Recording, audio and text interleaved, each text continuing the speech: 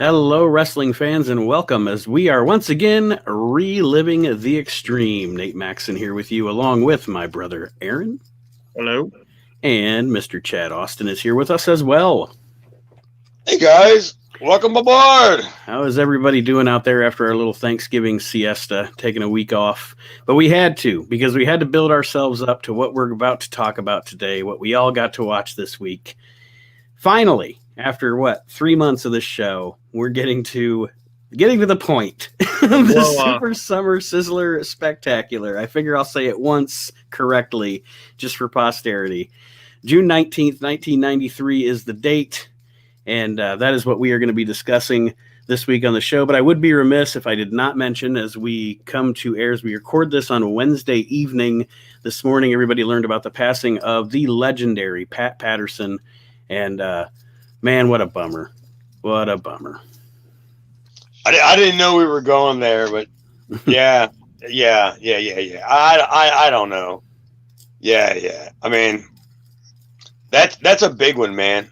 It is very big. It's a bigger one than, I mean, I don't want to say that I'm way more into business than you guys are, or I'm way more than anybody else.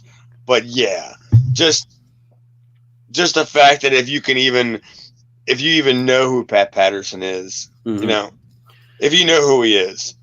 Go ahead, guys. It's like I said, I posted on a couple things that I'm 37 years old. So my entire childhood was of childhood wrestling memories, WWF wise, he was the blueprint writer for it. You know what I mean? Like Pat Patterson's hands are all over it.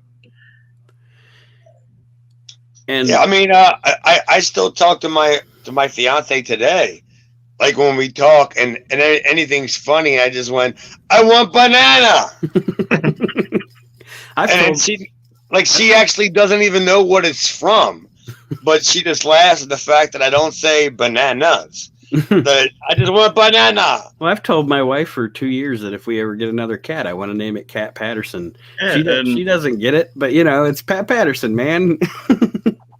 Yeah, like you said, in Chad, it's like you said, best Finnish guy there's ever been, and he was a phenomenal talent. And one of my favorite things to watch from a behind the scenes thing is on the Wrestling with Shadows documentary, watching him book that finish, or book the finish for the Canadian Stampede match. Yeah, it's just fascinating to watch him do that and just watch his brain. One of my funniest things is watching Pat Patterson book a finish, but not what he's saying.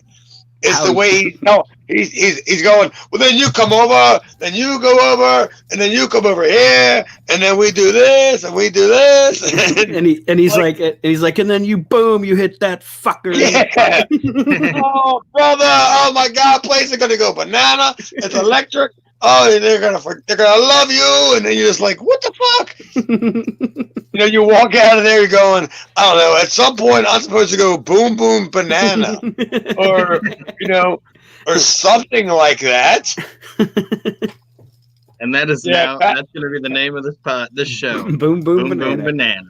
Yeah, Pat Patterson, man. I mean, literally, that's a big one. Because I actually slept in today because I've been having problems sleeping, where I've been like waking up and then getting up in the morning and then drinking again and going back to bed. So I wasn't having problems sleeping. I've been having problems drinking.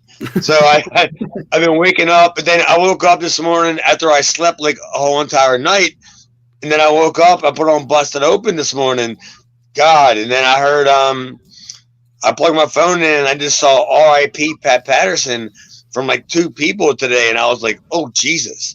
And literally my throat was like, oh my God, like it was one of those. It was one of those things where it's like, Jesus Christ, I hope it's like a hoax, like when they say this person died and he can I get a Snopes fact check here or something? Yeah. Well, I would never, I wouldn't say I thought it was a hoax. I didn't say.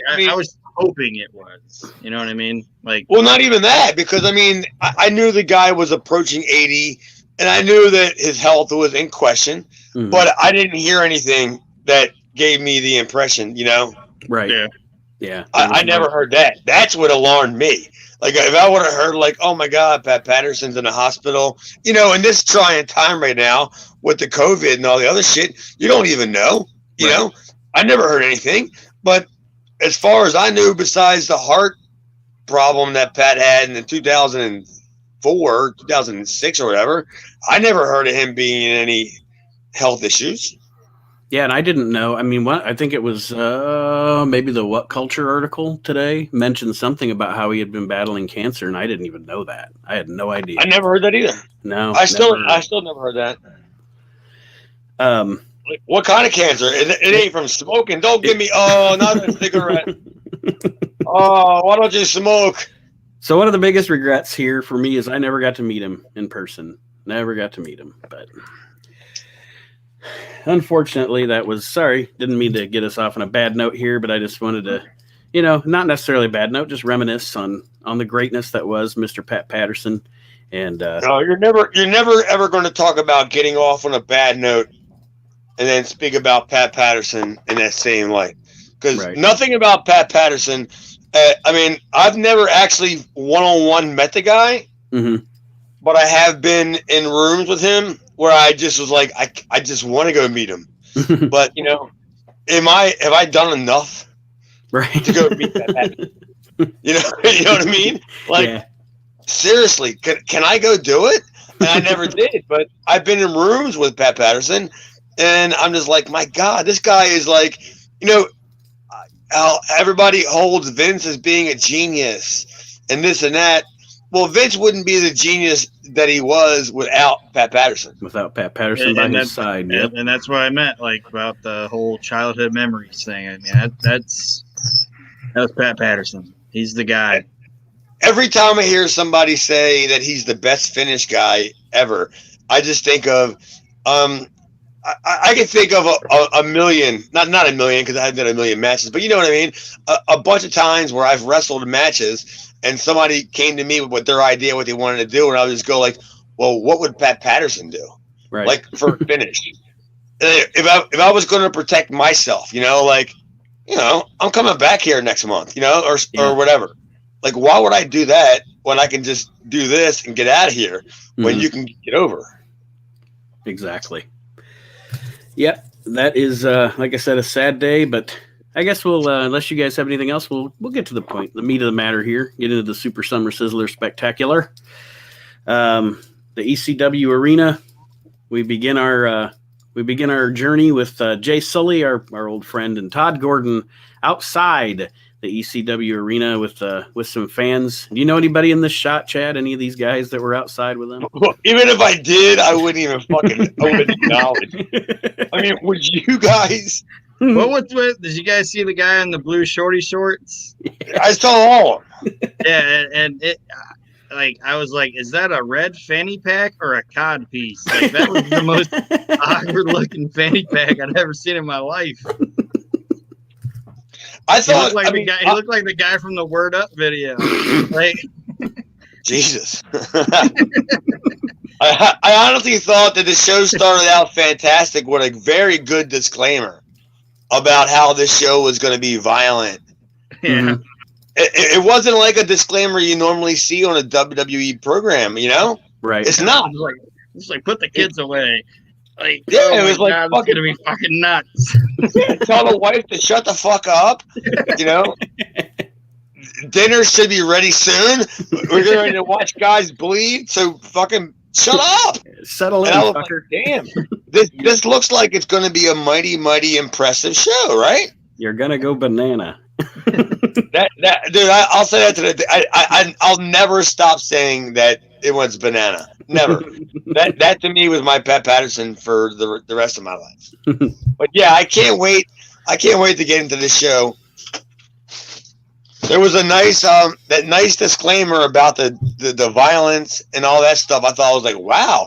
And then when they went right into the show open, did you notice the song change? Yeah. What was different about it? Because I might have to go back on my original tape and see what was the song change. Because I thought it was still the same. I did too, and I don't know if this was maybe this show was a VHS. That's all I can think of, because I'm assuming this wasn't on TV. I'm assuming that this show went to a VHS, so maybe it had different music than the TV show. I mean, I have it. I just haven't watched it in I don't know how many years, but yeah, I don't remember it being anything like that at all, because I think we still got 5, 6 more, maybe if 3 or 4 more months before we started hearing more original music. Mm-hmm. That's what I thought. That's why I was like, wow, they're doing that already? Like, they're already changing the music? And the music is sad. It's sad. And then Todd Gordon said something, and I could be totally off base with this, but I understand there's indie professional wrestling and independent professional wrestling. But like, if you're an indie show, you shouldn't call yourself an indie show. You know what I mean? But Gordon, before they send it to the show, goes, "This is going to be the hottest show in independent history." Well, I don't know. I got tapes that are sitting upstairs right now that nobody's watching. I can go, well, I don't know. I got some decent, pretty independent shows. What? I know, but I'm just saying, like, why call yourself independent? You know, I don't know. Well, I think the reason why, this is just my opinion. I have no idea why. I think the reason why they said that was because they wanted they wanted everybody to understand that that the ECW allows everybody to come in because they're not like a contracted company. Mm-hmm. So independent in that time frame, to me, hell, it was a bigger umbrella thing. And hey, anybody can come here. So we're not going to like say no, you can't come here because you work there. That's just me looking at it that way. And maybe also just a little bit, because at this time, I think if you think about it, at this time that was still a fairly new term, because the territories at this time were now when was the official death of the territories? But I guess what I'm saying is you've gone from territories to you have 2 big companies and then everybody else is an independent. So that word was still fresh in the nomenclature, I guess. I don't know. I'm waxing poetic here, and it doesn't. Well, what is it? This is 93. 93. So this is coming off the heels of what was the last grasp of Vern of trying to claim that he was a major, like 88, 89. Yeah, where 89. When Lawler was trying to say this is an open company, blah, blah, blah. Mm-hmm. Anybody can come here. I think Todd was just trying to, make independence sound bigger than it was. I don't know. But yeah, that's probably what it was in my opinion. Might have been me overthinking it. And we roll into our opening contest. Superfly Jimmy Snuka, JT Smith for the TV title, with Paulie and Sully on commentary. And Sully won't stop going on about the boots. And talking about the music and the whatever, WWE was laying it on thick when they were like adding the music on here and the crowd noise. Like they made it sound like Jimmy Snuka was coming out in like a building that had like 10,000 people. Dude, Aaron, you're killing me, because I wrote I looked and I was like, it was a good crowd. And I went, I can't believe how over JT Smith was. And then I looked around and I realized nobody was cheering for him. And then I just said, like, I was there. I was in the building. And then I was like, there's nobody cheering for him. Like, they're cheering for him like it's John Cena. like WrestleMania or something. Yeah, they piped way too much crowd noise into this. Yeah, I agree. I agree wholeheartedly. And it wouldn't have bothered me, because I would have thought that, yeah, I was there and the crowd was enthusiastic, but whoever booked this show didn't have the equipment to mic it that good to where, where it sounds like, Roman Reigns won the, I was gonna say it sounded like the damn Thunderdome thing, you know, like God. Oh, don't get me started on that, dude. And first sign of the night in like a computer print Sully! from like the 90s, Sully must go. I missed that one. I wrote down some signs, but I missed. I got some signs, but the first sign is Sully must go. We're in agreement, Guy. The sign. I never realized it, but the guys that I was with, I looked, and you really can't see me. I'm not sure if you can see me and my friends. It was only 4 of us, but we're like only a couple of people in front of them signs. So this is the first time I'm seeing the signs. I never really saw the signs. And then I saw Sully must go, and I was like, yeah, that's right. The match, I mean, I don't know. There's not a lot to say about the match. I mean, Snuka worked the knee. I know that. A lot. And, yeah. This is what I'll say. Like, they had Snuka booked to do 2 TV title defenses in this show. But what I don't think they ever said was that, like, say JT beats Snuka, then he'll fight Cairo. You know what I mean? So the 2 title defenses in one night kind of foreshadowed the ending of this match. So that's why I think it was just kind of like, Jimmy Snuka's going to win because they've already hyped him to defend the TV title twice. What I wondered was, did they have 2 Snuka matches? Because if you notice, even though he's the ECW champion right now, Morocco wasn't on the show. So I wonder if that, do you know what I mean? Maybe that was the reasoning for those 2. Maybe, but you get what I'm saying with the foreshadowing thing? Yeah, I mean, yeah. You didn't make it sound like JT had a chance to be champ. Yeah. Well, I thought, actually, if I was going to book this crap, I would have booked Cairo and Snuka first, and Smith and Snuka second, because Smith and Snuka was way better of a match than the Cairo match, in my opinion. Yeah. Yeah. I mean, I'm not going to say Snuka worked for either one of the guys because he really didn't. But I mean, if I had to go who he worked for, he definitely worked for Smith way more than he worked for Cairo. And yeah, I would have booked that a little different. Yeah, and I literally was completely blown away. I just wrote like, what was the deal with the crowd sweetener? Because because Aaron, I'm still blown away how it's going. I can't believe how over Snuka and Jay Smith were. I'm saying, they way overdid it. Way overdid it. You ain't kidding, they did. I mean, it wasn't a bad match. They didn't do anything. They didn't do anything wrong, and yet at the same time, they didn't get the crowd to shit on them. So, therefore, in Philadelphia, that to me is a plus. Definitely. Yeah, WWE way overdid it with the screen. Well, Snuka goes over in this one. Go ahead, Aaron. You were going to say something. I was just going to say that the same thing you said. Snuka wins with a Superfly splash. It wasn't bad. It wasn't good. It was just what it was. Yep. I mean, it wasn't bad. They didn't do anything. Nothing was embarrassing. They didn't super kick any fucking kids. And next we roll into the hotly anticipated first blood match between Tony Stetson and why the fuck did I just Larry Winters? Larry Winters. I blanked on his first name. Larry Winters, the fruit of the loom. But Tony Stetson, I thought looked good here. He did. I've said it before. Tony Stetson, when they had their matches with the Super D's and the Suicide Blondes, Tony Stetson held up with Chris Candido. So. I had an idea. I'm not one of these kind of guys. I'm not I'll sit back and I'll rebook stuff because there's no way you can redo it. Right. It's already done. But if I was there and I would have done it, I would have cut some promos for Stetson and Hot Body, because the whole entire deal was they were like a tag team for a long time. They were like brothers, right? Yeah.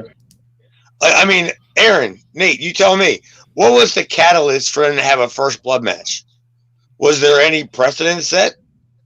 No. I didn't think and that was even one of the notes I put.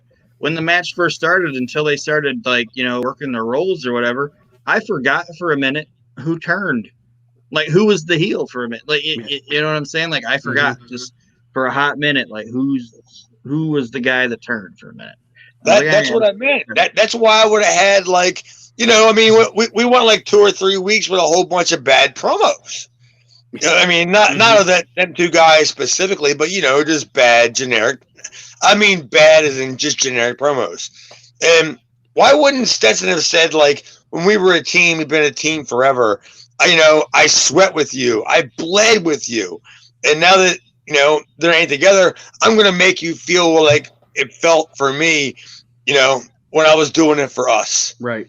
Yeah. I mean, give me something. Yes, exactly. Give me something. It's like, hey, why isn't Tony Stetson and Larry Winters on AEW tonight in a first blood match? That seems to be what Tony Khan just does. Is I'll just book whatever the fuck anybody wants to watch. Yeah. One of my first notes is that this is a waste of that gimmick. I agree. It wasn't done properly, but then again, I also say that it wasn't done wrong either. It wasn't done wrong because there wasn't a whole lot to go by, Mm-hmm. Yeah, I'm not knocking the guys. I'm not knocking their match. I'm just saying the way it was presented was just, it was blasé. Yeah, why? What was the first blood aspect? And then I thought they did great because. And honestly, in my opinion, both guys were probably limited as what they could do. So a nice little shitty brawl, which a shitty brawl is a good brawl, by the way. Yeah. They can just go out there and just do a little shitty brawl. And then all of a sudden Rock and Rebel shows up out of nowhere. And then, it gets the gimmick and the referee don't see it. All right, that's fine. You did what 6-7 minutes, I guess, right? Well, and I actually have wrote down here the match isn't bad. I mean, it's not on my. It's not going to make my list of top 500 matches ever, but it's not bad. I mean, it's watchable. And the signs that I noticed, the loser, there was just a loser, and then kill him was a sign that I saw during this one. These guys must have brought a bunch of signs with them. That's fun. I love it. And I can't believe that I was sitting in front of them. I don't remember them. I don't, because I don't remember them signs because I'm like 4 or 5 rows probably in front of them somewhere. The Winter's blade job was pretty obvious. I mean, he laid there for a minute, was just fucking with it. Obvious. It was pretty bad. But like I said, overall, Rebel. One more thing. We have no explanation for why he's involved in this. There's been no, I didn't see any heat hinted between him and Larry Winters at any point. So, I don't know. But anyway, overall, not offensive, just kind of there. The first blood you're match, right. like you guys said. I mean, it didn't need to be. Well, they gave us no reason for it to be this extreme of an outcome, but apparently, I never saw the blade job. Like that Larry Winters did. Like, how much blood was it? It was because he has this big moppy fucking. Well, why wouldn't you use that as a selling point? Like, oh my God, would you look at this? These two guys went to this extreme, unless it was just a shit job, a shit blade job, which it probably, in my opinion, it probably was. Probably. And apparently Larry Winters is like Hulk Hogan-esque with his strength too, because he powders out both of them at the end of the match. Like he runs them both off. And there was no blood still.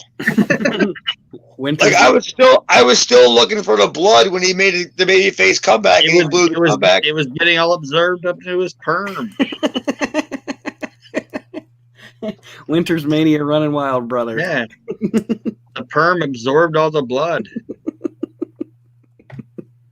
Well, that was a shame because that was a waste of a perfectly good first blood match. But absolutely, believe me, there was enough blood for the rest of them.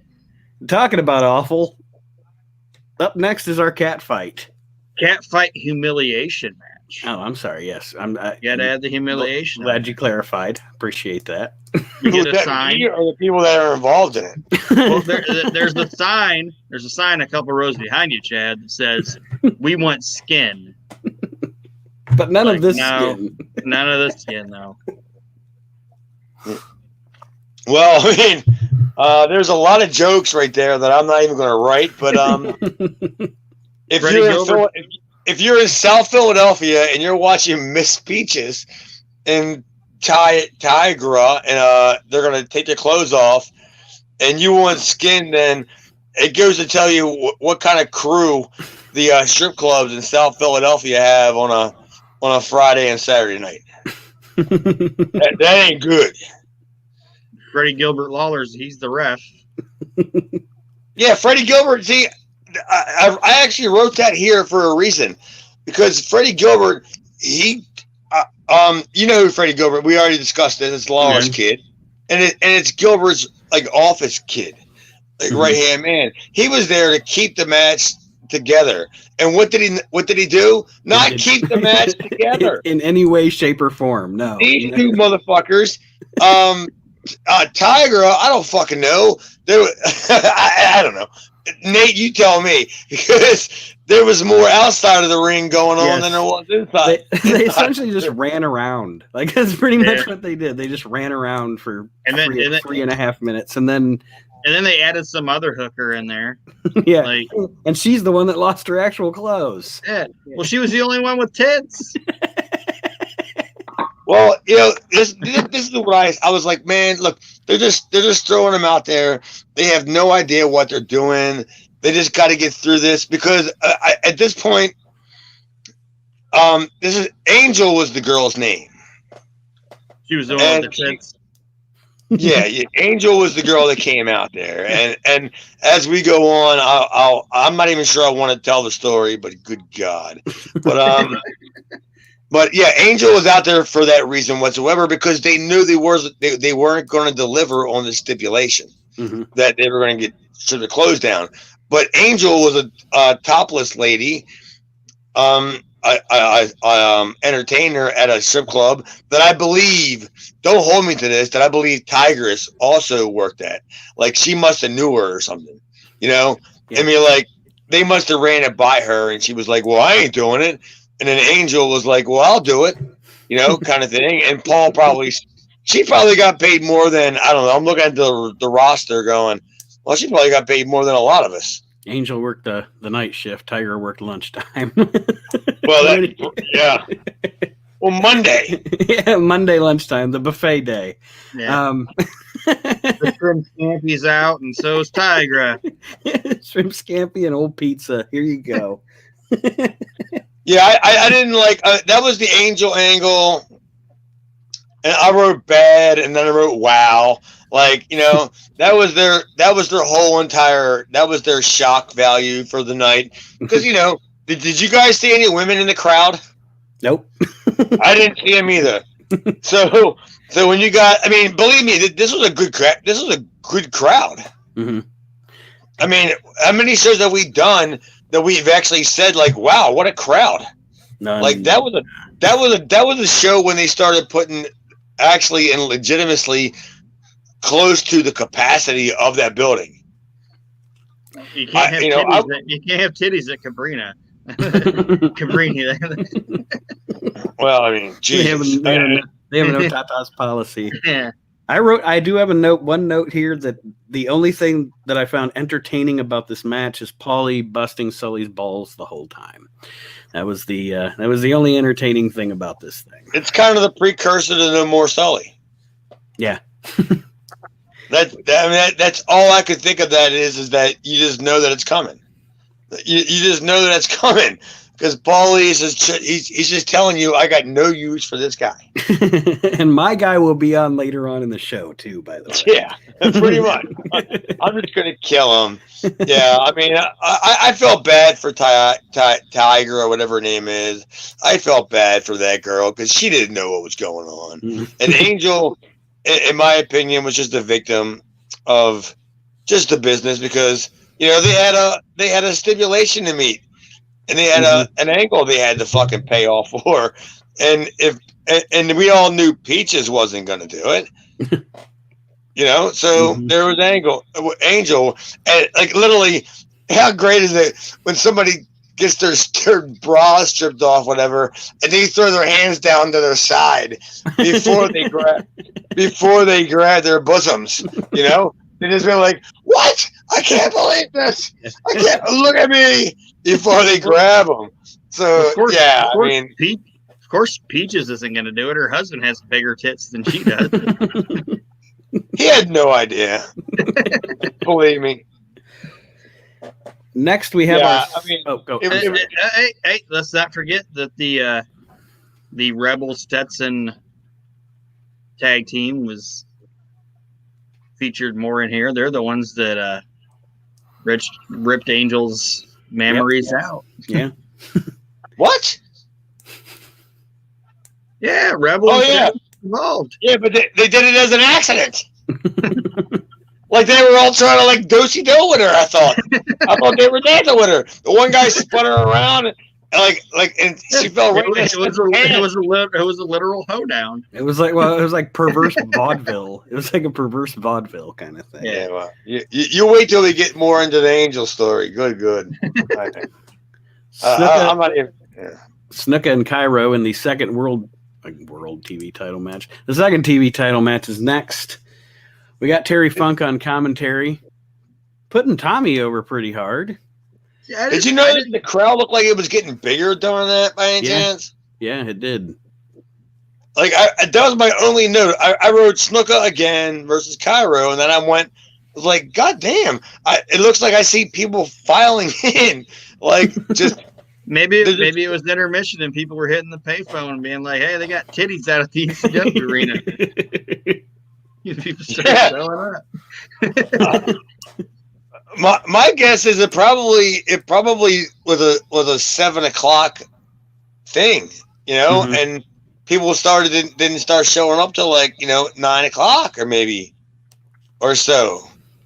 That's the way it is. I don't know, but I just noticed that it looked like the building was getting bigger, and I was like, "Good God," That was nowhere near as good as the JT Smith match, and then I think that Snuka was just like, I don't know how much more time I got to do with this, to get through this. Just let me get out of this so I can go to fucking home. That's one of my notes is that Snuka and ECW out of all these shows we've watched is like the biggest letdown of it. The guy's so fucking lazy in ECW. He's so lazy. Well, yeah, because Morocco was so fucking lazy, he didn't even show up. but he talks Snuka into showing up and doing even less, or almost as less as not showing up. Like even at the end of it, when Paulie trips Cairo and he does puts the feet on the ropes and everything, it's just so fucking lazy. I wrote lame. Yeah. That was a lame finish, right? But right before they did that, did any of you two guys notice that they may have been John Aresi sitting at ringside? Was it? I didn't see him. Oh, I hope it was. Like John Aresi was sitting how where Murderer's Row is out on across from the hard cam, right? Yeah. Right to the left of that. When they were out on the floor, there was a big fat Italian guy with black hair and glasses, and I was like, "Oh my God, that's John Aresi!" It probably was. Aresi talks about being at all them shows and shit.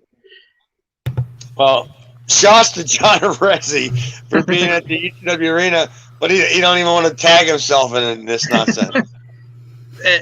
And the other thing with this that I didn't understand, and like I said, I might be overthinking it too. I think it was kind of dumb to have Terry Funk on commentary. Not that Terry Funk doesn't do a good job in commentary, but why have your main event guy commentating for this? I'll tell you why, because they didn't have confidence in Jay Sully to do it by himself. And this was all done in post-production. So, I mean, let's be honest, Terry Funk still had a half an hour. That's what he said. That he can go in and think about what I'm gonna do. I would have just put Joey in there one more time. I mean, Joey did a fantastic. That's coming up. But I'm just wait saying. a minute. Yes, exactly. Is that what I think you're leading to, Aaron? Yeah. Because I had to actually I can't believe I'm stuttering because I had to rewind it to go back again and go, wait a second. And then Jess has no idea. She doesn't really, she's as like as in the wrestling as like Cornette's wife is. She knows wrestling, but she doesn't really know everything. Mm-hmm. So yeah, and I was like, wait a minute. She's like, yeah, that's the oh my god guy. Yeah, he's coming up in a couple matches. I would have just used honestly. He's coming up in the like two or three matches away from now. I would have used him the whole night. If this was a post-production commentary thing, if I would have heard him for that, I would have said, "Guys, let's redo this whole thing. We'll just Joey the whole night." He did. Well, that was obviously the stepping stone. I mean, right, Aaron? Like because it was Sully, Paulie, Sully Funk, and then Sully, Joey Styles. Joey. Yep.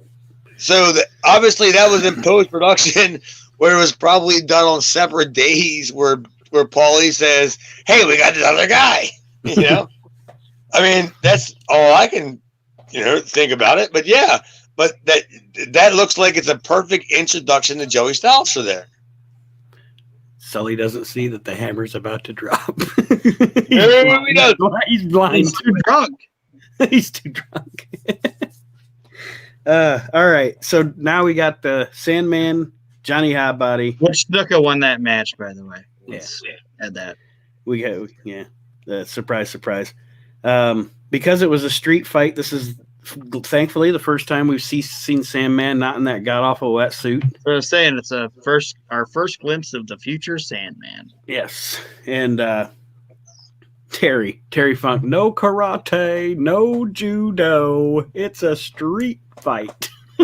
And when Sandman comes out, somebody holds up a sign that says "Keg Gut." Keg gut. Yeah. Sandman has keg gut. Well, honestly, I got to tell you, this is when wasn't it you, Nate, that I texted that I was going to dinner? Yeah. This is the match where I stopped it at because I literally was watching it for like an hour and a half and went, I've had enough.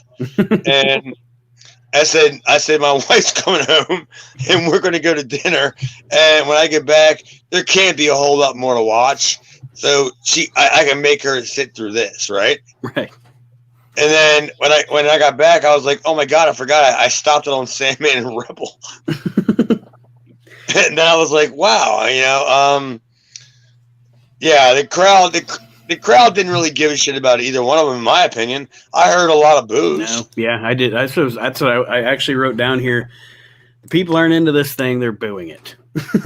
There was a couple of bad shots. They aren't booing it because there's anybody that has real heel heat or anything. They're just booing it.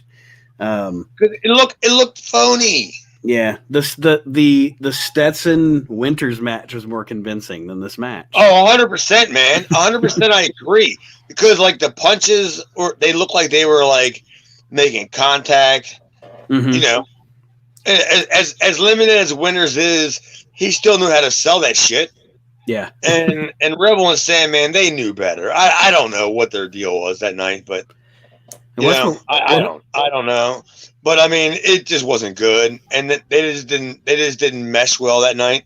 Mm-hmm. What was the deal with the apple? I didn't understand. What was the deal with the apple? Why did Hotbody take a bite of an apple I didn't understand that at all. Like, it never got to a point. Like, there was never. Oh, I never even saw that. I must have fucking just zoned out at that point.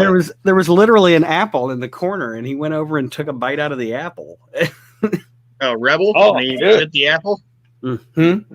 You said when Rebel bit the apple? Yeah. Yeah, that made no fucking sense. Maybe that's an Easter egg that somebody's going to have to figure out. Why was there that was an Easter egg? Because if they never followed up on it, then why did they do it?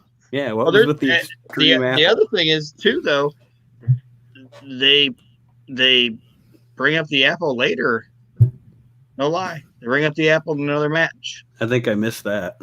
Oh, I'll tell you about it. Well, at some point, I was listening to the new AC/DC album, like not too long after this. So, yeah, so you're right, Aaron. He could have said something about the apple, and it just went over my head because once I heard Joey Styles, I was like, it. I'm just saying they bring it up again. "Well, you love the apple."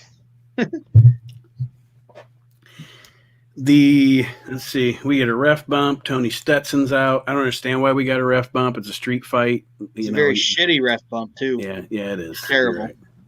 Who's the referee? What was that guy's name? They said his name. Was it Finnegan, Molyneux, or Gilbert? I think it was Molyneux. Okay, so that was probably a legitimate ref bump then, because they never really used them two as like lame ducks, for finish. So what was the finish? What happened? They bring out some other hooker. Yeah, who was the woman? And I thought I was still talking about the angel spot. I was watching. I'm looking at my notes here, and I'm kind of speechless because the end of this is such a clusterfuck that they bring out some other hooker, and she's not like bad from the back. I don't know what she looks like from the front because you don't see her. But she sprays Sandman with something, and then Rebel smacks the fuck out of him with his weight belt and rolls him up and pins him. It was stupid. I can't even believe. I don't even remember who the hell this was. What? I never saw her face, so I don't know. No, I never saw her. Because all I got was the crowd booed, and I wrote, "Who is the woman?" But I have no notes as regarding to like who I thought she would have been or what she would have done. Like, no idea. Who was she later on? Was that ever revealed? I don't think so. Good God! Now I gotta go back and watch it. Because I mean, I'm gonna be honest. I don't remember. That's pretty fucked up. Oh, considering I watched it an hour and a half ago. Well, like I said, this whole finish is just so convoluted, and it's like there's parts of a story that it's like we're in the third part of a 5-part story that they never told us part 1 or 2 of. In this but we all know how it ends at the end because who stays, who goes, So yeah, it doesn't matter. But yeah, now I want to know who this fucking broad was because I'm trying to think like being there. I can't think of any. I don't know because it wasn't like the women were running around in the locker room and you knew who everybody was. I don't know, but I just can't think of who this mysterious woman was in that time frame. We've already discussed Peaches, Tigra, Angel. This was just some blonde with a nice 93 ass and some 93 shorty shorts. It's the only thing I know about her. Well, I must have been taking a sip of my beer or something. I don't even remember this whatsoever. But I know what I was happy to see though. So here we go, guys. Are you ready? I went to Wikipedia. What I was happy to see? I went to Wikipedia real quick. Find out who this broad was? To see who I could solve, if I could solve our mystery. Now, this is the line according to Wikipedia. Rock and Rebel faced the Sandman in a Philadelphia street fight with Rock and Rebel pinning the Sandman using a schoolboy after an unnamed Tammy Lynn Sitch entered the ring and momentarily blinded the Sandman with hairspray. No chance. Really, Tammy? No chance. That's Wikipedia. She looked... I'm going to say this girl looked a little too thick to be Tammy in 93. No chance. No chance that was Tammy. No, I mean it's 100%. Now, if you would tell me that was Tammy in 2005, maybe.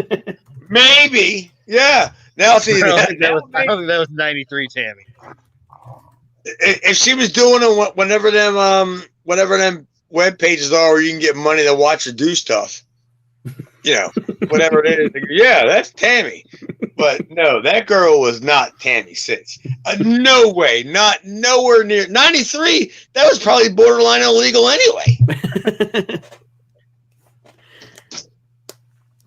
Yeah, She wasn't old enough. I've got to. I'll try to do some more research and dig into this a little more. As I still want to know that was John Arezzi at ringside.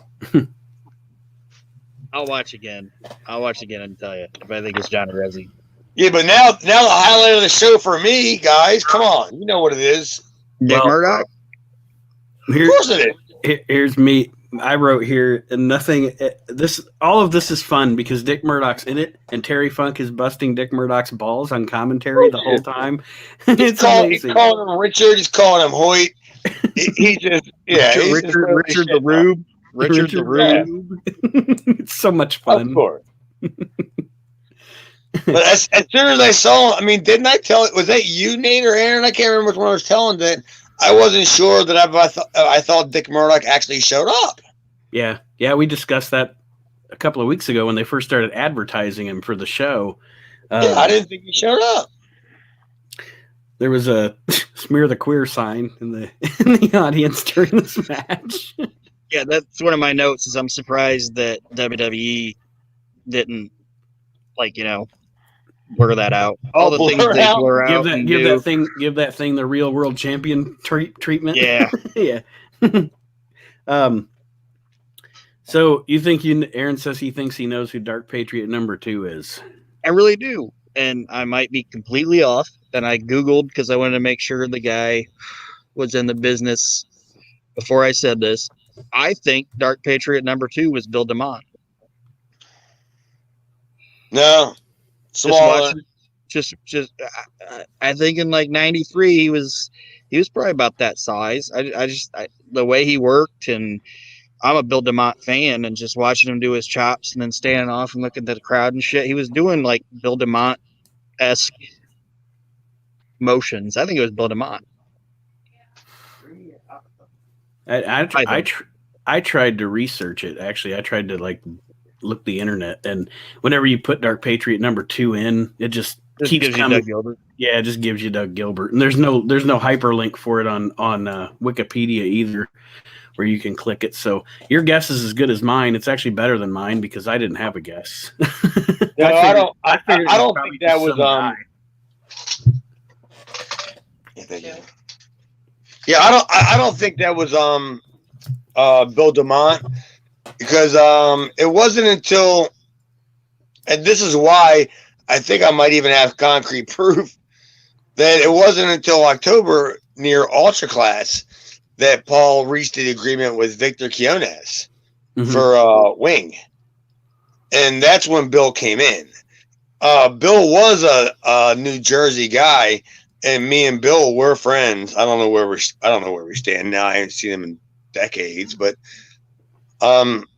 yeah, I don't think the timeline would have mattered. It matched up then, if you know what I mean. Right. That's why I said I'm probably wrong, but I just the guy reminded me of Bill. I just think it was somebody that he could have a good match with. Yeah, it could have been a buddy of his. And it didn't have to be anybody, because clearly it wasn't Doug Gilbert. Right. And for all we know, it could have been Tony Stetson, but the guy was actually pretty halfway decent. Yeah, the match wasn't bad, and like I said, everything about this was entertaining. I enjoyed it. Even when Terry leaves, he goes, "Yowza!" Yeah, he goes. At the end of this match, for one, like I put it in my notes that Terry Funk is super into dick, just because I thought that was funny. But Murdoch hits a pretty good drop kick for a guy his size in the match, and after Murdoch wins, Sully says, "Hey, I know you got to go get ready for your match," and he goes, "Wowza, wowza, wowza."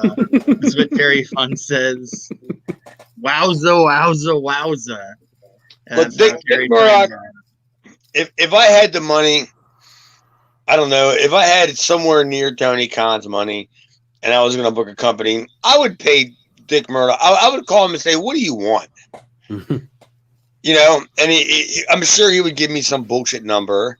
And I would go, "Okay, just come and hang out." You know what I mean?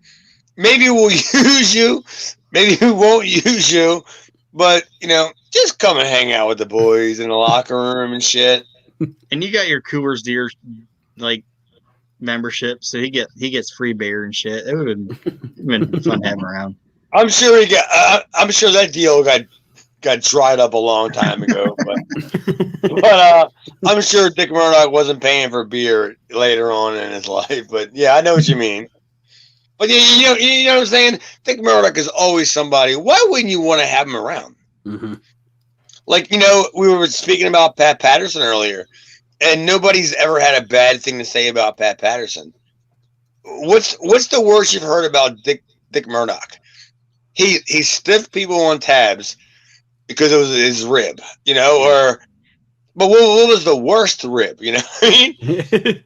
He never really did anything bad to anybody. He just, sure, him and Dusty had donkeys in their room or whatever the fuck the story is that they had, but it wasn't. He never killed people, Right. Well, this was unlike our TV champion. Sure. So up next is quite the debacle. This 6-man insanity that we're going to see. And here, just when we thought we were done with Stevie Wonderful, now they put the son of a bitch in the ring. It's Stevie Wonderful teaming with Sal Balomo and one of the Super Destroyers against the Hollywood Blonde, or the Hollywood Blondes, two of the Suicide Blondes, and Halitosis Robbins the third. HQR2. I put in my notes that I've heard that when you're going to have to do a replacement on your car that's already advertised, you want your replacement to be better than the person that you replaced him with. But ECW decided to make it wonderful. Of course. This was not good. I don't have anything. I have hardly no notes about this other than I have one note that I have is or two notes. I'm glad that Joey Styles is here, and Joey Styles used the Rodney Dangerfield bowl of soup joke. And when he talks to Sully about his suit, he's like, "Did you get a free bowl of soup with that suit?" Yeah. But Joey's kind of. I didn't. Actually, I just wrote Wildman Sal and the Super D's versus, and I wrote. It looks like I started writing the, and then it looks like I just scribbled the rest of it, and then I wrote like Hunter Q below it for I have no idea why, and then the next thing I had was Joey Styles. Yes. Was Joey Styles in this match? Playing the heel on commentary, by the way. Yeah, Joey's full heel, and I also don't remember. They said Joey Styles worked for PWI. For Pro I Wrestling don't remember Illustrated. Joey Styles ever being a name that I ever saw as like a contributor to PWI. No, I mean maybe as a freelance, he could have pitched stories because they had them sub. I don't know what they're called, like contents in their magazines, or they did have correspondence. Yeah. Isn't it how Jim Cornette got in with Kaiser and all that shit? Yeah. So maybe even Taz was in one. I love making fun of Taz, by the way. Who did I text last week when Taz was on TV?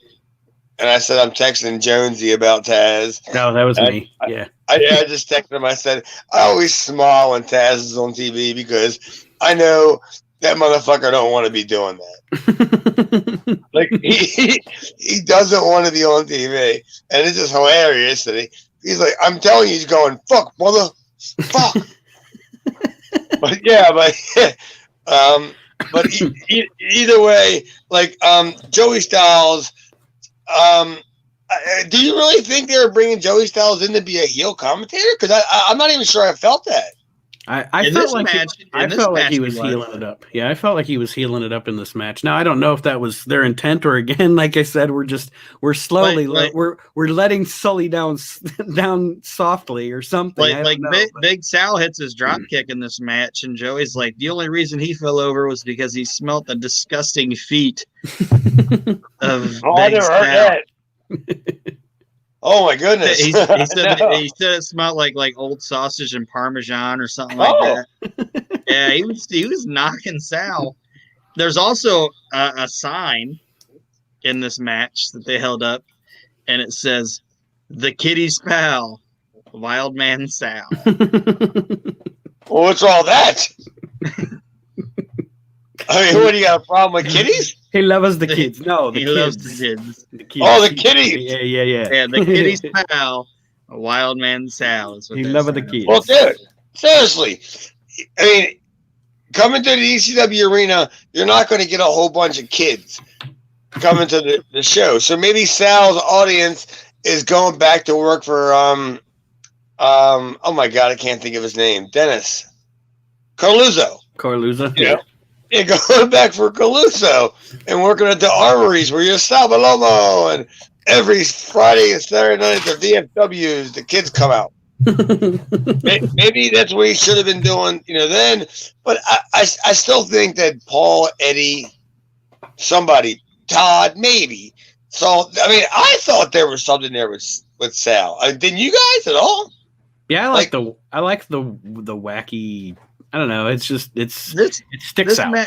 This match, honestly, in my opinion, was like, looking at it, it's like the culmination, like the ending of the beginning of the Cabrini College shit. You know what I mean? Like this is putting a bow on Cabrini. Yeah. This is the Cabrini College guys like WrestleMania 5. Like, we're gonna finish this out with this. No way! You cannot say that, man. Where was the Wolfman? Or Max Thrasher? They were waiting to take down the ring. It wasn't their ring. I think it was their ring. They were still waiting to do it. That's great, because this was the show where these guys weren't on the show. And this is where I thought, like, this is a whole, I wasn't backstage yet. I didn't really have any privy to any information or anything.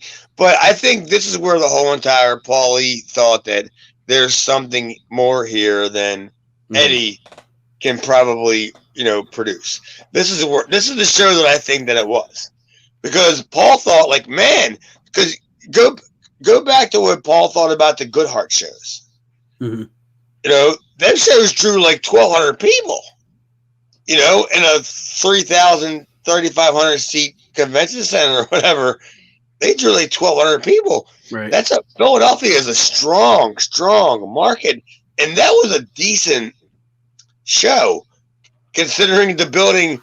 There was nobody going to tell you how many people you could put in that building. There wasn't. That's what I'm saying. These are like the Cabrini guys, and I think they all looked at each other and they were like, "Guys, it's never gonna get it any bigger than this." This is our epitome. We've been working in front of hundreds, and now we're in front of thousands. Let's go out there and show them why we earned this. Well, that's why the guys that worked that show never worked again. Because that was their WrestleMania. So I'm saying this was these guys at WrestleMania. Yeah, Larry Williams going, well, you got blood on me in the biggest show of my life. I'm going to hurt my wife and kids. Stevie Wonderful was like, must have been what it felt like when DDP drove the pink Cadillac at WrestleMania 6. Yeah, I mean, seriously. This is like, it's not getting any, hey, man. It's not getting any bigger than this. Like Stevie Wonderful's probably still telling people about this match. And then I chased Hunter Q Robbins around the ring. And this dude just like, and whoever he's selling it to, he's just like, just give him my Slurpee and my change, man. Yeah, it was a weird time, and like we said, and as we'll see as this show goes on, there's so many more guys that you're not going to see that were there, and a lot of them guys I thought could have had spots. Mm-hmm. I really thought Tommy Cairo could have had a spot. We all know about Sandman. Rebel is a whole entire different. That's a whole entire different fucking show. Stetson, I don't have a bad thing to say about Stetson. I don't know why he didn't. I loved his role that he had, but whatever, it was what it was. It was right there as mine. Yeah, a lot of them guys, they just didn't grasp what the future was. I guess Right. And there was like a minute where Stevie Wonderful and Hunter Q Robinson were in the ring, and fucking Sully was like, "This is what the people want to see." Like he said that. He said, "Oh, the people want to see Hunter Q Robinson and Stevie Wonderful." It's like, no, they don't. I must have missed that as well as the people. I don't I don't remember anybody going banana over But them making a 100Q Robinson Jay Sully reference. Yeah, Sully tried to say that the people like they were in like Sully or not Sully, but sorry, Wonderful and Hunter Q were in there for like 5 seconds, and Sully was like, "This is what they want to see." Wonderful and Robbins. It's like, no. No, I don't think so. I mean, wasn't? Yeah, no. I just think no. For comedic factor, we actually spent a lot more time on this than I thought we were going to, which is good. I'm not saying that's bad, but I didn't have a lot of notes on this other than it was just a clusterfuck, really. No, it went way too long. Yeah, you're right, because at this point, now that you mention it, when it came on, I thought that it was almost kind of like an infomercial for the next show kind of thing. So I mean, I'm not joking. I kind of got up and I walked into the kitchen, and did one or two things and came back, and I was like, "Oh, this is like an angle, but an actual match, yeah." Yeah, I didn't see it, and then at that, if I didn't give a fuck when I first saw Sully or whatever on there, then I wasn't giving a fuck then. So I don't know. Yeah, you're right. Whatever. You tell me how it was. It was terrible, and Sal won with his pizza splash. Yes, a big pizza splash. So now we come to our main event, the match that they have been hyping since we started watching this show. The Texas Chain Match Massacre match of matches. Yes. Hey, can I show you, before we start going to this, I want to see if I can show you my notes for this, right?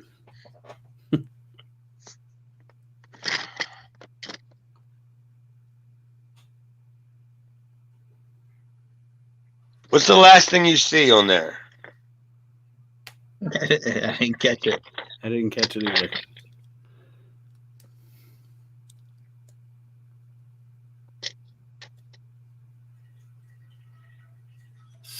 Oh. Something about the last thing I wrote. You can actually edit this off the show, because this is just what I want to say was the last thing I wrote was Joey Styles, because of him doing the commentary.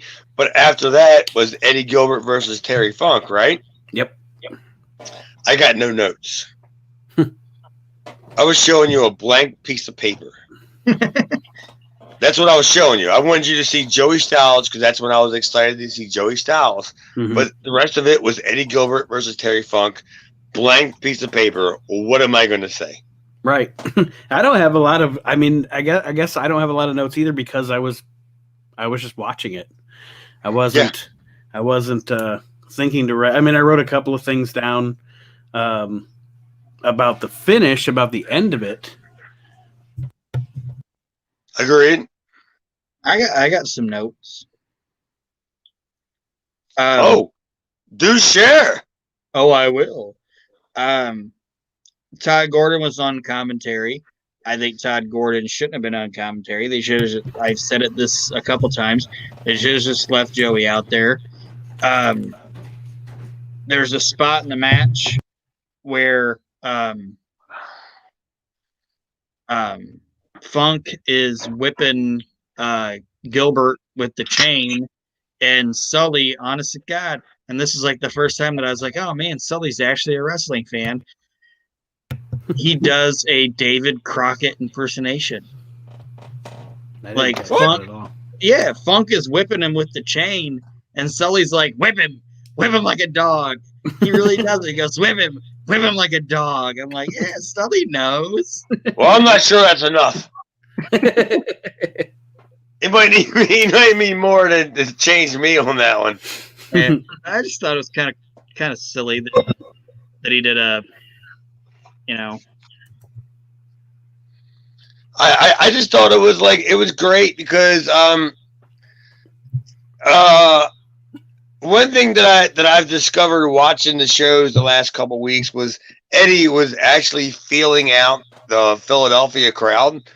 And if you watch some of the finishes that Eddie would do, they would be hokey Memphis finishes. Mm-hmm. Like ridiculous ones. The referee's back is turned and Eddie has the gimmick, or that kind of crap where it was kind of hokey. So you see that stuff happening, but he was kind of like feeling the audience out, and you hear him go, if they didn't like it or whatever.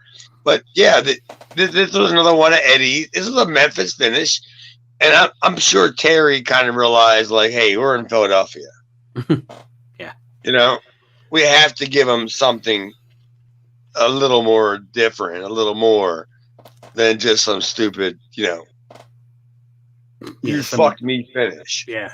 And then during the match, they're both getting struck by the chain, and Todd Gordon goes, "Fans at home, I don't know if you've ever been struck by a chain before, but I have, and it really hurts." It's like, have you ever been struck by a chain, Todd Gordon? He was struck by a chain by Eddie Gilbert when Eddie Gilbert killed his puppy or whatever the hell was going on. Oh yeah, probably. There's probably a YouTube video of Todd and some chain story that we don't know about. And then John Finnegan is like the toughest goddamn referee in the world, because he takes the chain to the back of the head. Like, he takes the chain to the head, but the motherfucker does not go down. Like, it's supposed to be a bump with the chain, but he's just like, fuck it, I'm going to stagger around and keep watching everything that's going on. He sees everything that's going on. And then both the other referees are coming out, and they're just like, oh, yeah, this one's concussed. This one's concussed, so we're going to bring out Kevin Christian, and we're going to bring out the other one. And it's like, what the fuck is going on? Dude, I am not trying to laugh at this injury. But yeah, you're right. The dude got in there with a big logging chain. He's just like it looks like he stubbed his toe at like 2:00 in the morning. He's just like, fuck, but he sees everything that's going on. Yeah, like, I can't continue, guys. Fuck. Like, I mean, kudos to Finnegan and Molyneux, because they were all we had. They were all. I'm not knocking them as people or performers or anything, but in this fucking match, ref got bumped and he didn't even go down at all. No. He was just like, God damn. Like, he didn't even sell it. he was just like, well, that just happened. Like, shit, Fuck. like you looked at Gilbert's like, dick.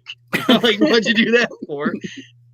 And then bring out the other ref, and they're like, oh, we got to take him out. It's like, he's not even fucking down.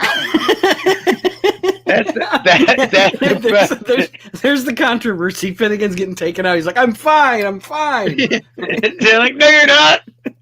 Get the fuck out of here. Kevin Christian like, doing shit. It's like Monty Python and the Holy Grail. Bring out your dead. Bring out your dead.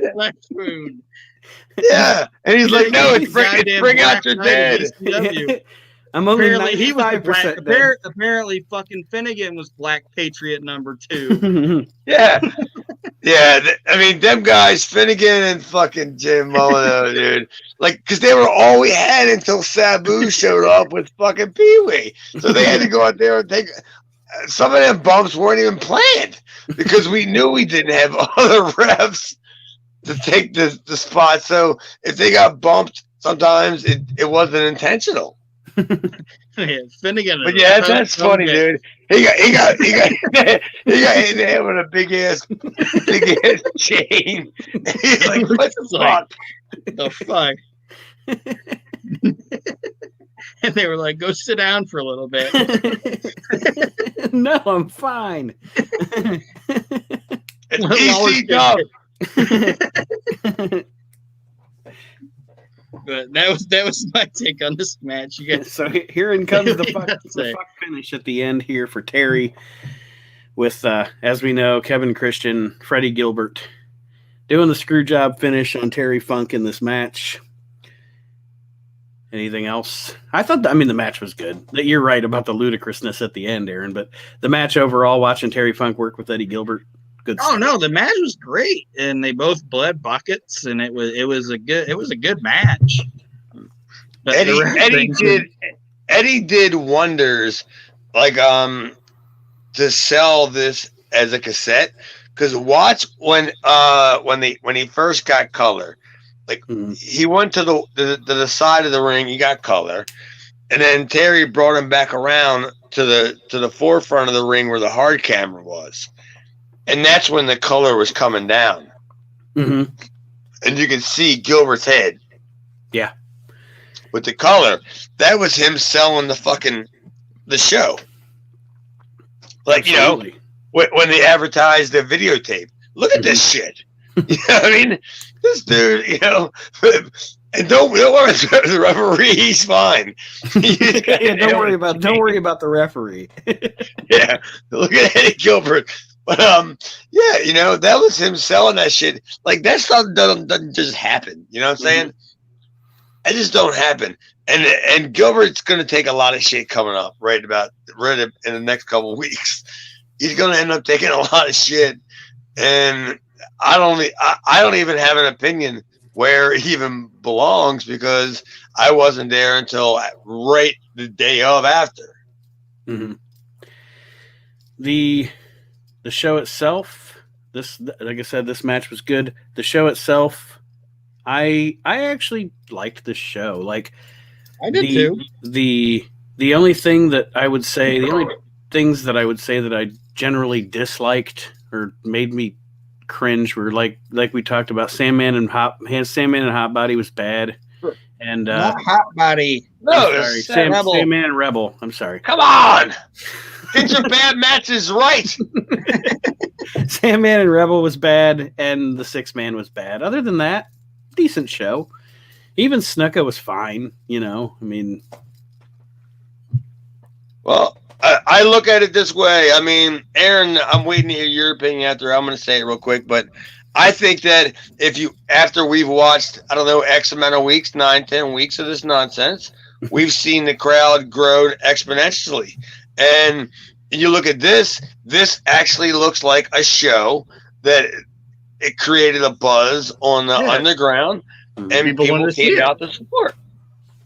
And I think this is what ECW, you know, it ends up being. But you can see it right now, and if you can't, then you ain't fucking watching what I'm watching. Right. Yeah, I like on a star rating, and you guys are probably gonna shit on me for this. I gave it 3 out of 5 stars. I thought the goddamn show was entertaining. Like, I don't hate the Rebel Sandman match as much as you guys did, and the 6-man match was ridiculous, but it was ridiculous fun. You know what I mean? This is silly enough to be fun, and I've been watching, and like I told you guys, like this was like the Cabrini WrestleMania 5. like I've been watching, I've been invested in these guys for 8 or 9 weeks, so this is their big blow off. And I enjoyed it, and I thought this was a good show. Yeah, so did I. I mean, I thought it was a totally fine show. I loved the look, and I don't know what Paul was thinking when he saw it, but I can see what I think Paul saw in this. You know, the whole entire layout. I could see it, and I was like, "God damn, that looks great, man." And the only thing, and it wouldn't even be anybody's fault, would have been that, and I understand the budget constraints that they would have had on this show. It would have been better if they would have been able to, like, you know, like during the chain match, be able to have like two or three cameras. I understand it's a budget constraint thing. It would have been cooler to be able to, like, you know, get a close up on like Eddie bleeding or Terry bleeding or even Winner's bleeding or whatever. That's not their Larry Winner's bled. Yeah. If they would have had a camera, you probably would have stole it. But like, but as a show, I thought it was a really good show. Yeah, I agree. I wasn't upset after I didn't look at myself and go, I wasted an hour and a half of my life. Right. Well, I still wasted an hour and a half of my life, and I was there at the fucking show. So now you guys are really killing me. But yeah, I liked it. I thought it was like it's everything that I wanted / expected an independent show to be. You know, if I'm a regular size Mark, I get to see Jimmy Snuka. I get to see some jabroni guys bleed. I'm getting there. I'm getting ready to see like jabroni guys bleed that I don't even know. Half naked broads. Dick Murdoch. You know, Salvo. You know, I can that to me is like whatever the price was is worth my money. Right. And like I said, I was already there. Overall, I think I agree. Aaron, actually, you said that, but I agree. I give it 3 out of 5. It's especially considering what we've watched so far. You know, you see a stark improvement starting to happen, and things starting to come together. Like Chad keeps saying, you see these seeds getting planted, and things. You can see things. They see things are in motion, and things are moving and shaking, and it's fun to watch. So for next week's show, let me run down the preview on the WWE Network. We'll be watching the show from June 22nd, 93. So airing just a few days after this one did. Violence erupts when Hunter Q. Robbins III leads the Suicide Blondes into main event action against Sal Balomo and the Super Destroyers. So it's not over yet. It's not over yet, buddy. Tommy Cairo takes Road Warrior Hawk's place in challenging Don Morocco for the ECW Championship. Did they advertise that? Yeah, all this and much more next week as we continue. Any parting words, gentlemen, before we sign off for the evening? No. Do you have any announcements about our show's title or anything like that? Yeah, we're changing the name of the show. It's no longer the 2300 Pod. It's going to be Reliving the Extreme, which this episode will air as part of, or as an episode of not only of the We Can't Wrestle podcast, but also I'm pretty much almost done with setting up the new stuff. So we're just going to continue rolling on. A name change doesn't matter. The content is what matters. And it's not going to be any kind of change for our fans. They just keep following the same feeds and all that. Absolutely. Yep. No change at all. I just have to change some technical things on this side, and you guys will notice no difference other than a new logo and a new name for the show. But again, like I said, name doesn't matter. Yeah, fuck that guy. It's the content that matters. Yeah, I don't know anything about this. If I were you, I'd fight him. What the fuck? And that being said, I want to thank Chad and Aaron for joining me on the podcast this week. Thank you for joining us, everybody, and we will see you next week as we continue reliving the extreme. Wait a minute, I never got to plug my stuff. Oh, shit. Yeah, let him plug his shit. God. Oh, you're too busy shamelessly putting your tail between your legs, conceding to some other fucking flailed podcast who's claiming to be in 2300. Come on. No, I got stuff to promote, pal. Can I do it? Yes. Okay, well, let me do it then. Shut Give my me intro. God damn it. And Chad, would you like to plug anything as we sign off this week? Oh, yes, I would. It's the holiday season, guys. Just check out Chad's Video Vault on Facebook. Go to my group. I'll add you. It's an exclusive group. But in December, I'm doing a 10 for 10 DVDs for $10. Includes shipping, by the way. You pick the DVDs you want. And I'm also doing that's pretty much about it. And you can follow me on Twitter as Chad Hoover Demira or Chad Austin Demira, and also on the show, guys. Go ahead. Go about your business. You're the man, Chad.